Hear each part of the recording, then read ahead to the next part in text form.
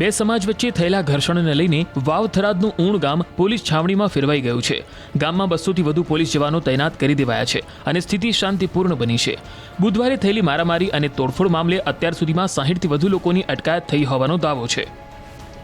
પથ્થરમાર છો મારા ઘર ઉપર ગામમાં નિહડામાં તો અમે ડોસીંડો ઘરે હતા અમે મોઢ બારીને હેર્યા અને માતા આવી ગયા એટલે આ બધું અમને ખૂબ પેલું કરી નાખ્યું એટલે તમારે ખૂબ આમાં આભાર જ માગવાનું છે ભયા। હા સાહેબુ અમને પથ્થરમાર કર્યો એટલે અમારે થોડોક વાગ્યું એટલે અમને અમારા નેમાં ફોડી નાખ્યા અને આ બધું કર્યું। અમને કોઈ જાણ નથી અમે સંત્યા નથી અમે સોનામાં અમારા ઘરે બેઠા હતો અને આ ચેડીથી પથ્થર મારા ચાલુ છે। ગાડીઓને નુકસાન પહોંચ્યું છે, તેઓના ગાડીઓના કાચ તોડી નાખવામાં આવ્યા છે।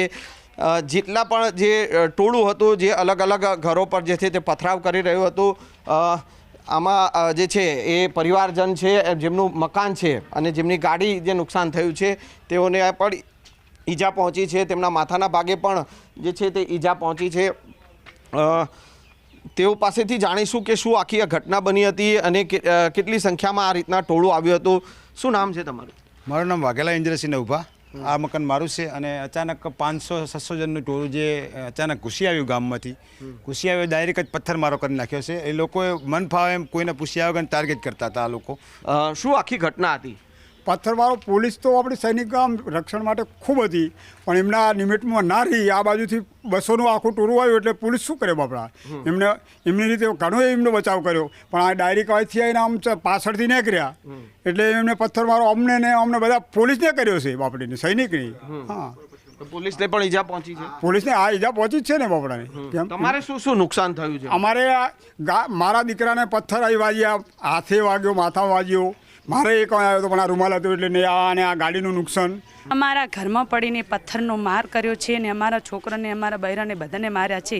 કોઈ પુરુષ કરી નહોતા, ગાયાના ગોવાળ બધા ગાયો ચારવા જતા રહેલા હતા, એમનું આખું એક ડાલું ભરીને તો પથ્થર લઈને આવેલા હતા। પથ્થર માર કર્યો છે અમને અને અમને ખૂબ બધાને માર્યા છે અને અમારે બહુ જ સારું થશે અમારા વાઘેલાવાસનું, અમને બહુ એમને સપોર્ટ કર્યો ને તેથી બહુ સારું થશે સરકાર પોલીસનું, એટલે એમને પોલીસે બહુ જ અમને સહાય આપ્યો અને અમને બહુ જ સપોર્ટ આપ્યો। આ તરફ રૂણી ગામની યુવતી સાથે ભાગીને લગ્ન કરનાર યુવકના ઘરે જ્યારે ન્યૂઝ 18 ગુજરાતીની ટીમ પહોંચી ત્યારે તેમના માતાએ દાવો કર્યો કે 4-5 વર્ષથી તેમનો દીકરો ઘરે આવ્યો જ નથી। દીકરો થાય પણ કેટલા વર્ષથી સાહેબ 4-5 વર્ષ ક્યાંથી મેં ભાલ્યો જ નથી। હોય તો ક્યાં જતા રહ્યા લગ્ન કરીને? શીખર કાંઈ સાહેબ ખબર નથી મને। હા, મને આ બાપડા વાહના દાણા હાલે મોદા અહીં ખાઉં। હોય તમે એકલા જ રહો છો? હો માં એકલા જ રબાઈ જાતા અહીંયા બચ્ચા ઘણા વર્ષ। તો જમવાનું ને બધું ગામવાળા આપે? હોય અમારે બાપડા દેવા આવે। હા, કોઈ દહીંનું દાડા આવી જાય। હોય તો મહાદેવ ભાઈએ 3 વર્ષ પહેલા લગ્ન કર્યા હતા? હવે શીખર કાંઈ ખબર નથી। તો તમારે કેટલા દીકરા છે? અહીં એક જ છે? દાદા નથી? ના, ઓફ થઈ ગયા છે હજાર તો। ઓકે, એ ઘણા વર્ષથી આ બાપડો વાહ વધારે હાલે। તો કાલે પેલા ટોળું આવ્યું હતું તમારા ઘરે બી પથ્થર મારો કર્યો તો? અમારા ઘરે પથ્થર માર્યા છે પણ હું તો ડીપી વધી ગઈ હતી ત્યાં પડી હતી, કોઈ ભાન નથી મને। ઓકે, મને ખબર નથી।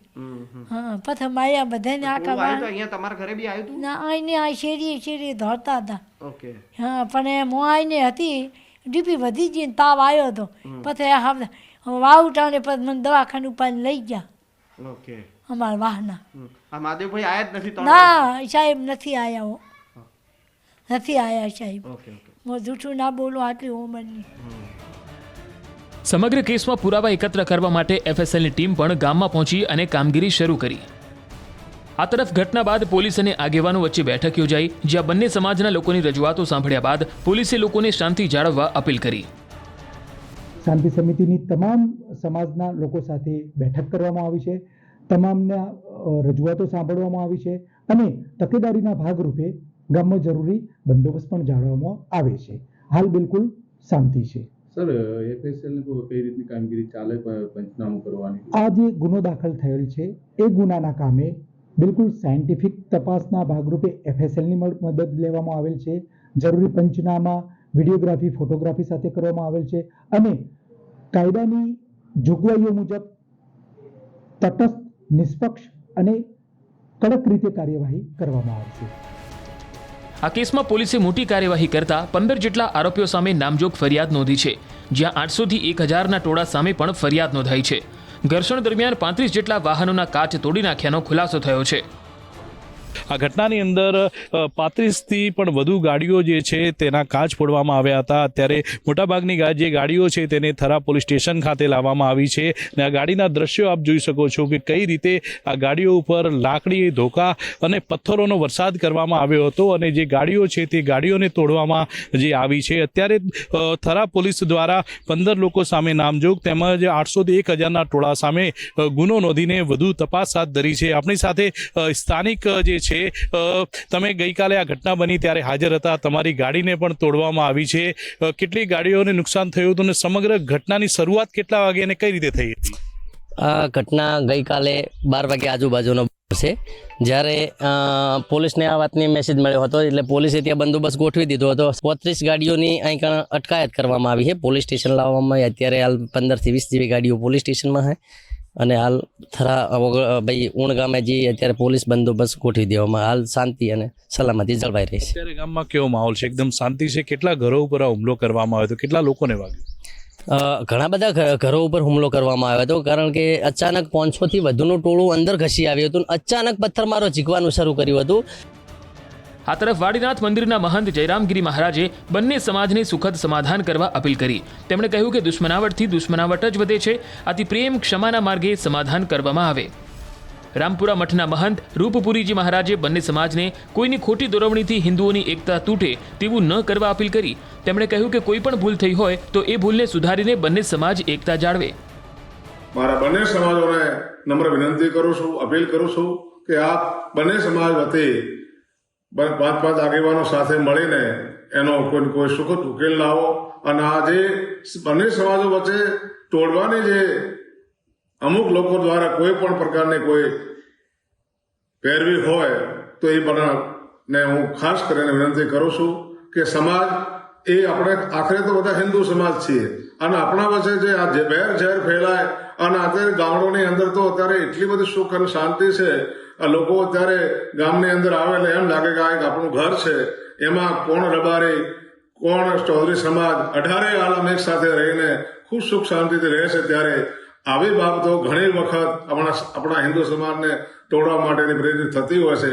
ત્યારે આપ સૌને મારી નમ્ર વિનંતી છે કે આપ સર્વે સાથે એક સાથ બેસીને અને એનો સુગત અંત લાવો અને કોઈ પણ ભૂલ થઈ હોય તો એ ભૂલને સુધારીને પણ આપણે સમાજની એકતા, ચૌધરી સમાજની અને રબારી સમાજની એકતા સદાય એવી મારી આપ સૌને નમ્ર અપીલ છે. કારણ કે અત્યારે આ સમયની અંદર આવી બાબતોને જો આપણે ઉશ્કેરીશું અને ઉશ્કેરણીજનક ભાષણોથી જો આપણે કંઈ કરવા જશું તો સમાજ તૂટશે અને એ વેરઝેર આખી જિંદગી રહેશે. માટે આપ સૌને ગામડાઓ ના તૂટે, ગામડાઓની એકતા ના તૂટે અને આપ સૌ સાથે મળીને એક જીવ, એક તન, એક બંધ ધરતી રહીને અને આપણે આ સુખદ અંત આવે એવી આપ સૌને હું નમ્ર વિનંતી કરું છું.